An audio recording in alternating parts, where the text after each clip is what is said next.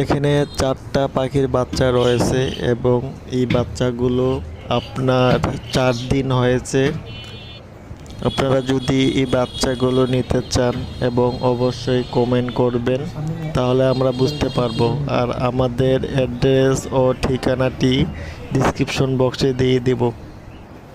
আপনারা যদি পাখি এবং পাখির বাচ্চা নিতে ইচ্ছুক, তারা অবশ্যই কমেন্ট করবেন, লাইক করবেন, শেয়ার করবেন আর চ্যানেলটি সাবস্ক্রাইব করবেন, যাতে এই রিলেটেড ভিডিও আমরা আরও দিতে পারি।